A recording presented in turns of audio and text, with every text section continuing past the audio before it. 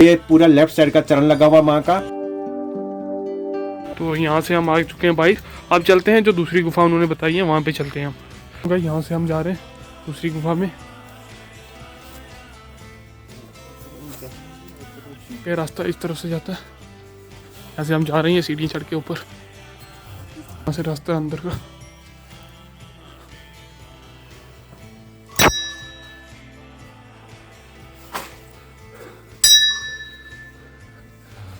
जा रहे हैं अंदर। किस तरह से बिल्कुल बैठ के जाना पड़ेगा यहाँ से। यहाँ पे अंदर आज पंडित जी बताएंगे हमें यहाँ पर। ये नेचुरल आ रहा है जी।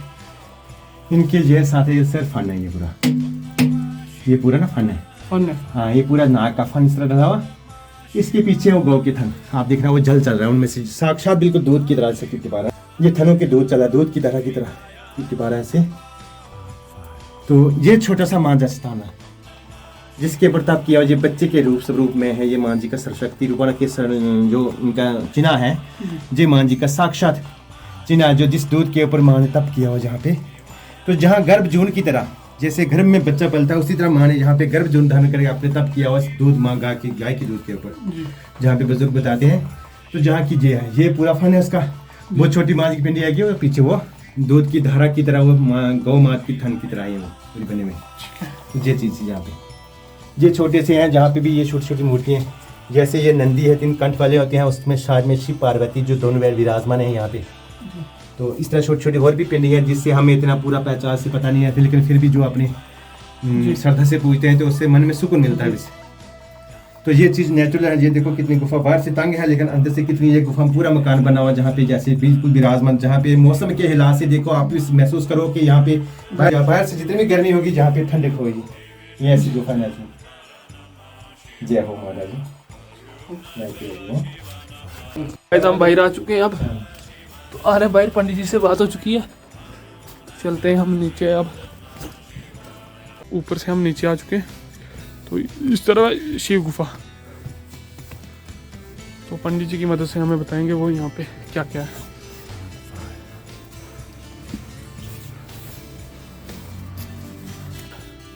तो गाइस पंडित जी हमारे दर्शन करवाएंगे यहाँ पे। इस तरह से है।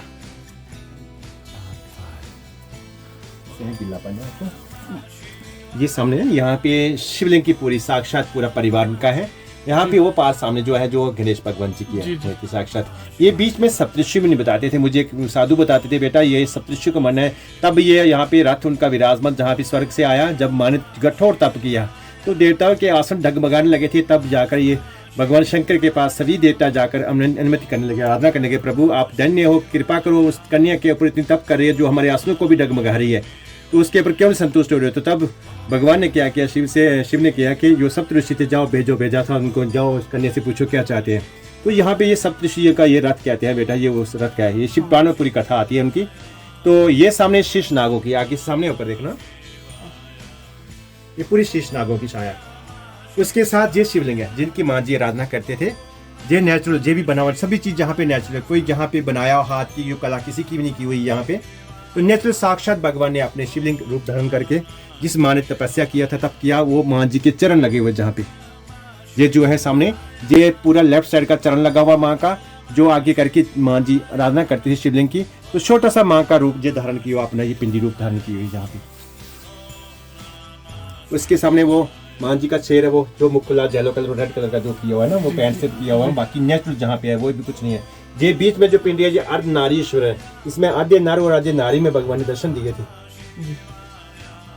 तो ये चीज है जहाँ की पूरी, यहाँ की मान्यता किया होता, सती मान्यता किया हुआ यहाँ पे। आगे गुफा तंग है, यहाँ पे साधु बताते थे बेटा यहाँ पे तंग गुफा है, वहाँ पे माता जी अपनी सती जो है वो तपस्या कर ली है।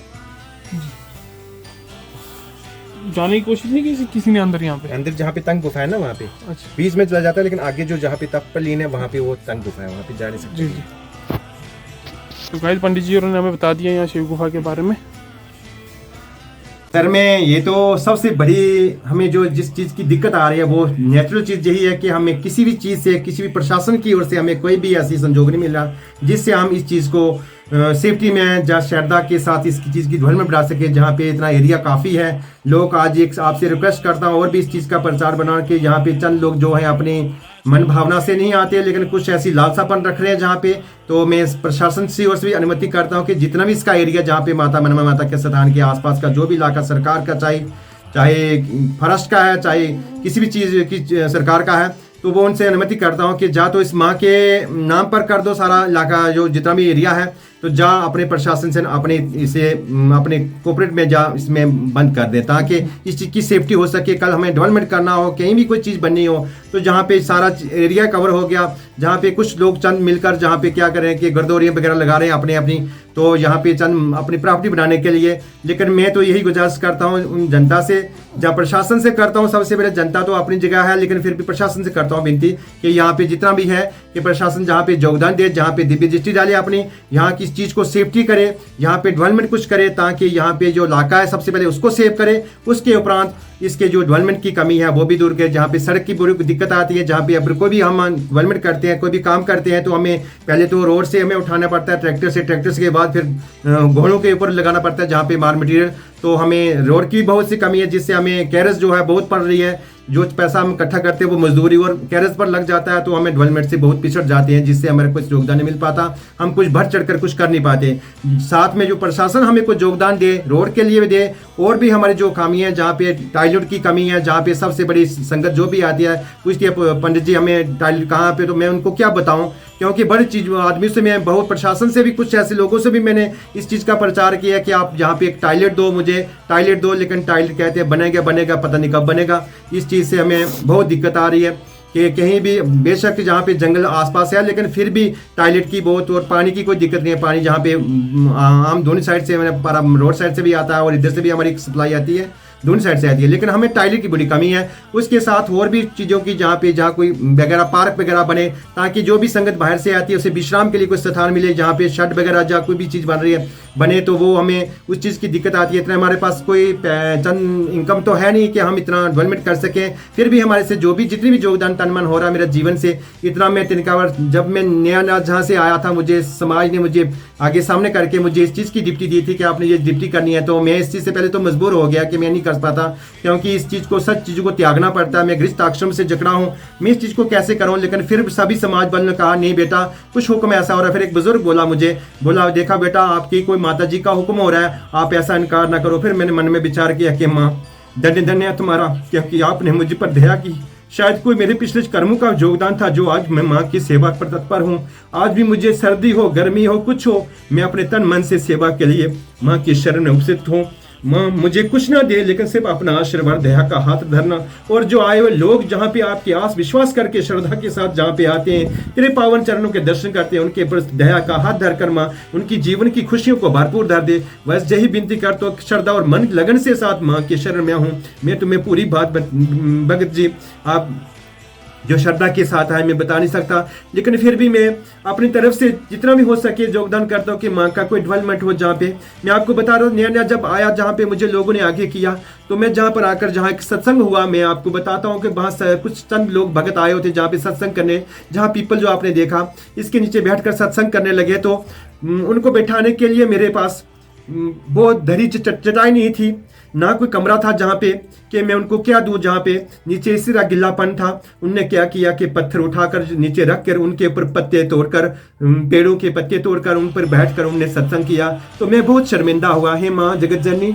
मेरे पास आज मैं नया आया हूँ, मेरे पास इतना कुछ है नहीं कि मैं इनकी सेवा करूँ। उसके उपरांत मुझे मन में एक प्रण रख दिया कि माँ मैं जब तक जीवन में रहूँगा कुछ करके दिखाऊंगा, जब कुछ करके जाऊँगा माँ, मैं रहूँ ना रहूँ लेकिन फिर भी आपके द्वार को हमेशा कुछ बना कर जाऊँगा।